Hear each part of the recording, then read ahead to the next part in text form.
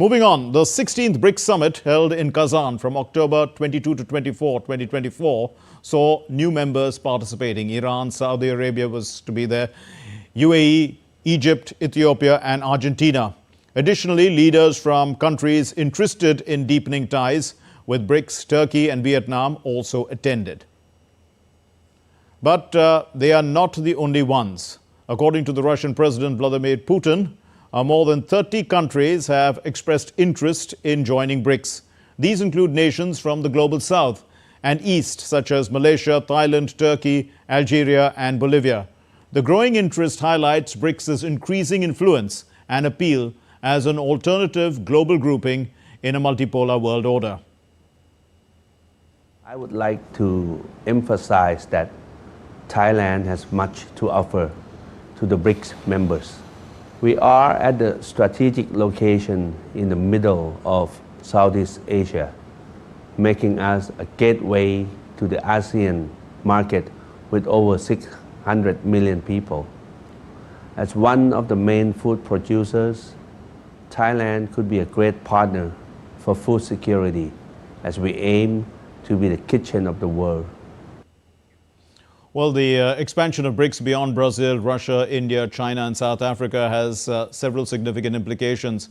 There is obvious increased economic clout now that BRICS will represent a larger share of the global population and GDP. Clearly, the grouping can act as a counterbalance to Western-dominated global institutions like the World Bank and the International Monetary Fund. Now, several new members bringing considerable geostrategic value, especially in the energy sector. The combined oil production of BRICS members with Russia, Iran and possibly Saudi Arabia if they join will increase significantly, hence influencing global energy markets. But here's what the author of the idea of BRICS, the former Goldman Sachs chief economist Tim O'Neill, has to say on this idea, which he started 23 years ago. I'll have Mr. BRICS stamped on my forehead forever. I get asked by many of their advisors, and of course I've met some of the leaders, but and I say to them, why don't you try to make it clear what things you can genuinely achieve together? And there are some. They could do wonders about funding new vaccines or drugs for infectious diseases, which are a huge problem in many of the BRICS countries. They could do enormous things if they were serious about fighting climate change. And of course, linked to this rather slightly fanciful talk about some alternative currency to the dollar. Well, the expansion adds legitimacy to BRICS and makes it more attractive for other countries to join, potentially leading to further growth and influence. This is a time and it's going to influence global shifts as well. The shifts are bound to impact global trade, investment and political dynamics.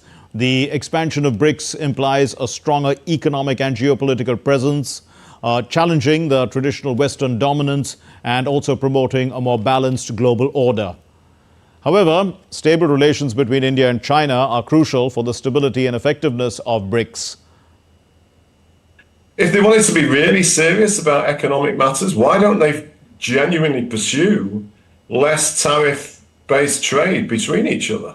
You know, I often say that I'll treat the BRICS group seriously when I see signs that the two countries that really matter, China and India, actually really trying to agree on things rather than effectively trying to confront each other all the time. Well, these countries are not only the largest economies in the group, but they are also the largest countries on earth.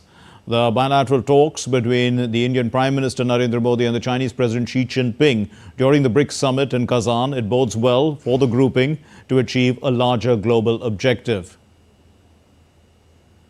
The restoration of peace and tranquility in the border areas will create space for returning us towards the path of normalization of our bilateral relations. Officials will now take the next steps to discuss enhancing strategic communication and stabilizing bilateral relations by utilizing the relevant official bilateral dialogue mechanisms, including at the level of our respective foreign ministers. A stable India-China relationship is vital for the cohesion and success of BRICS as it strengthens the bloc's economic and political influence on the global stage.